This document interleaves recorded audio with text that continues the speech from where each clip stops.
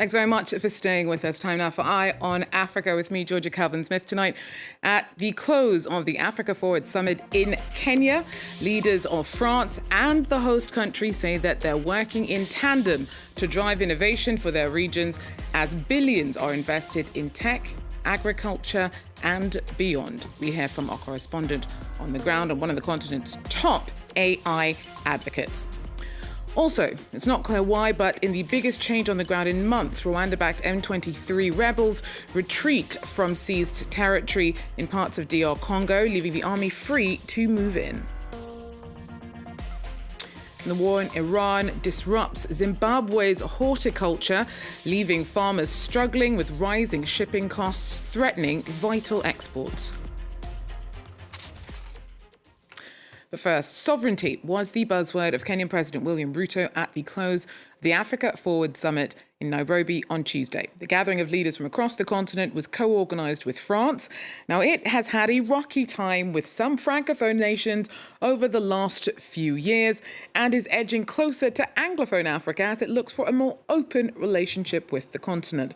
About $23 billion have been raised from French and African entities by the summit, and both Ruto and France's Emmanuel Macron say that they're looking for mutual benefit from the Nairobi declaration that came out of the gathering. Tom Canetti tells us more. On top of the 32 billion euros worth of investment announced on Monday, more than 30 heads of state met on Tuesday for bilateral meetings to discuss the most pressing issues facing the continent today, like climate resilience and peace and security. The elephant in the room was France being perceived to shift from Francophone Africa to Anglophone Africa. And earlier I spoke to the Foreign Minister of South Sudan, and here's what he had to say about that. Who made us to be Anglophone, and who made the Francophone to be Francophone? It was Europe who made us. So if we can just classify ourselves to where this is just a language. Today, there's no any language barrier. We have all the means of technology. I can understand you. You can speak in French. I can translate to myself. Then I can speak in the language I know and can translate to you. So that kind of saying to us, it doesn't make any sense. What we need is the advancement of the friendship and the way forward. Emmanuel Macron has invited William Ruto to attend the G7 summit, which France will host in June. And earlier I spoke to the spokesperson for the Kenyan government, who told me that Kenya is keen to lead the charge in putting forward to the world Africa's demands for having a more influential position on the world stage.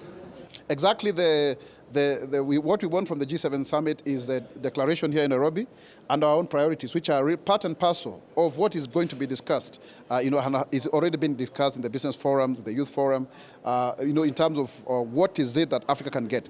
Our foreign policy, we don't look west or east, we look forward. So what is in it for us? And we are now not in the era of Pan-Africanism, it's Afro-pragmatism. We need to be pragmatic in the way in which we engage with France and other countries. So if France then is a presidency and there is an African agenda, then we'll be able to table our demands, our asks to the most powerful 7 economies of the world. Emmanuel Macron told France 24 that in his visit on Wednesday to Addis Ababa, he intends to connect the African Union with the UN to address peace and security in both Sudan and the Eastern DRC. Well, the event was all about innovation and growth, and some of the billions in investment raised are aimed at AI and tech. For a closer look at what that means, we're joined now by Dr. Shiko Gitau, who is the CEO of Kenyan tech transformation giant Kala. She's in Nairobi. Doctor, thanks so much for making the time to help me break some of the significance of this meeting down. As I mentioned, you're on the forefront of really pushing Africa's AI development.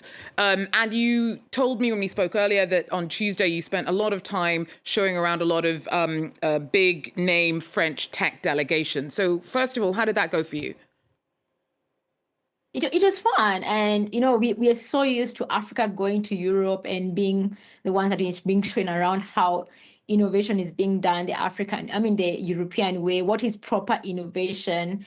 And it was our turn to show that innovation is actually happening in Africa, and having conversation around how we are building differently to infuse our own way of thinking. And I love that the theme of the whole summit was like Africa can build and is already building. And that's what I love about today. We had about 18 or 19 companies coming in, and with innovators from Africa, and around actually Africa, we had a few others from not just Kenya coming in and having this conversation. It was really nice for at once African being listened to. And that was what our session was about, is people seeing how we are innovating differently, but with that thing of like, we want to impact our continent. So we heard earlier the Kenyan spokesperson making it very clear that this is all about pragmatism.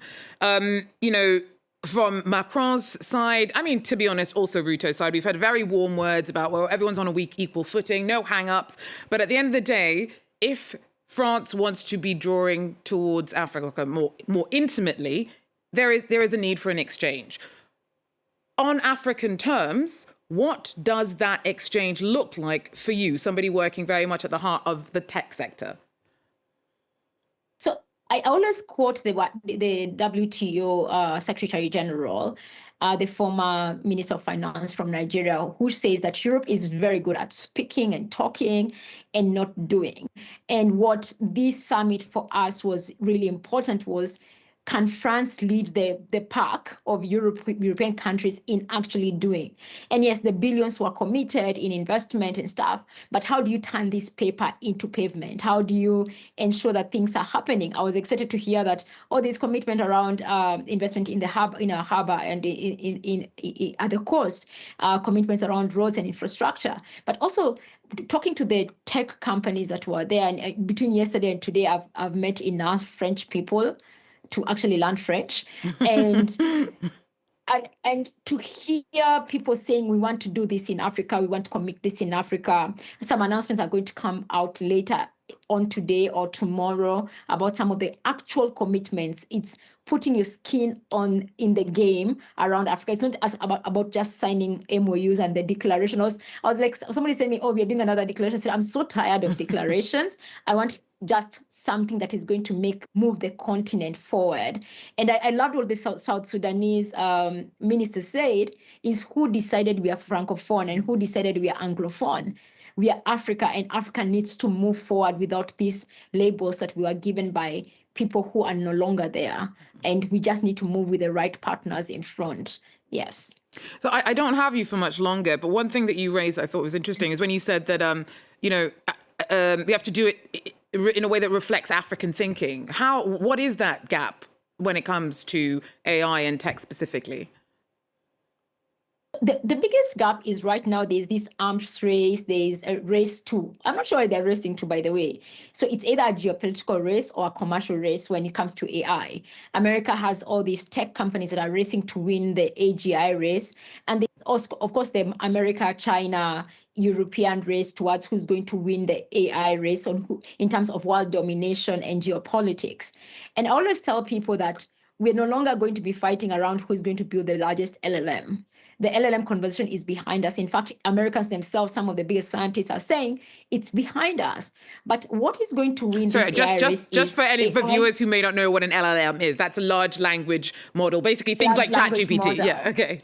ChatGPT, Gemini. So that is what everybody thinks. But that is not what is going to win.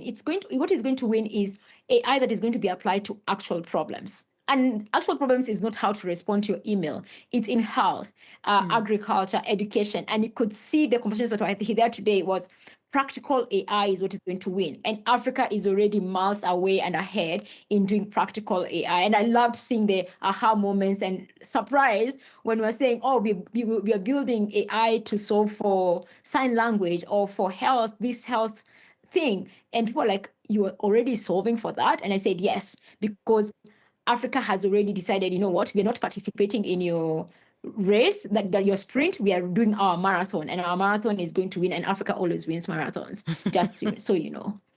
I'm going to have to let you go, but it's interesting how what you just said there reflected some of the points being raised by a really interesting other guest that we had on the first day of the Africa Summit, Moki Makura from Africa No Filter, who was talking about how this kind of disconnect between kind of a global narrative about African capabilities really surprises people when they come in and they look and see what is actually being achieved. So we wish you the very best of luck in your AI advocacy with whoever you engage with. Dr. Shiko Gitanve, CEO of Kenya Tech Advocacy and Group Kala.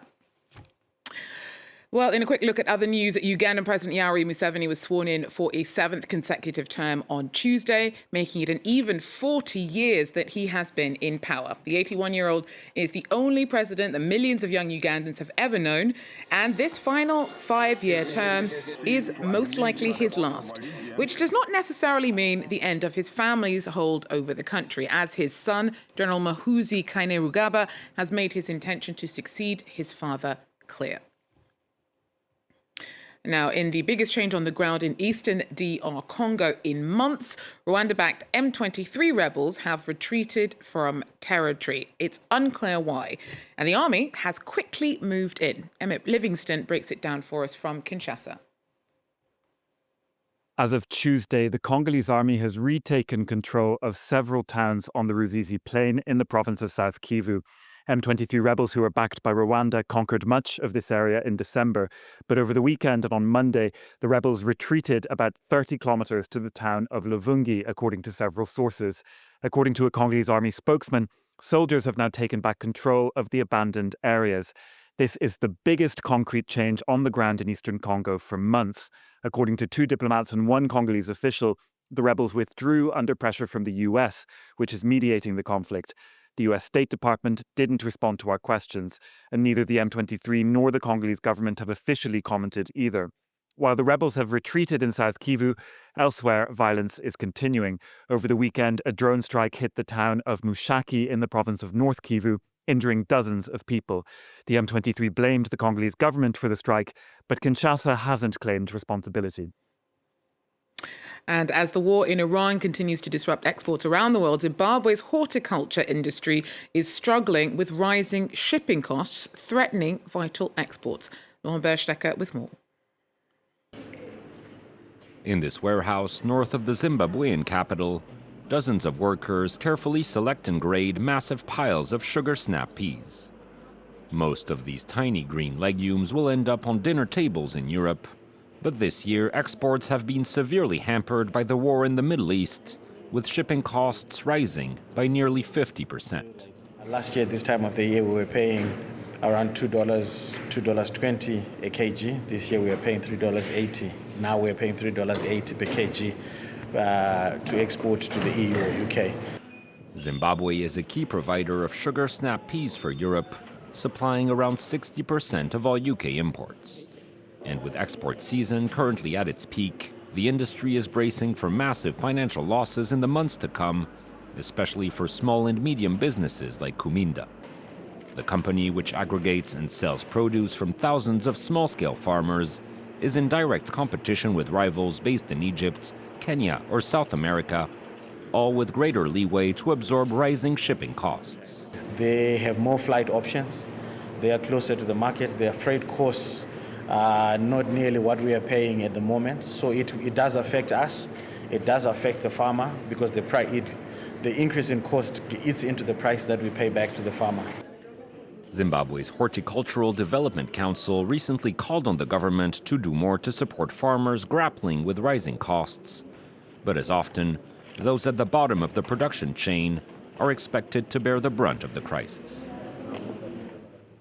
Well, paracyclists from Nigeria are celebrating this week's sweep after the host country topped the medal table at the 3rd edition of the African Para-Track Cycling Championships in Abuja. The 3-day event brought together athletes from across the continent, including South Africa, Kenya, Egypt, and of course, hosts Nigeria. Well, that's it for Eye on Africa for now, though. Thanks very much for joining us. Do so again. Take care.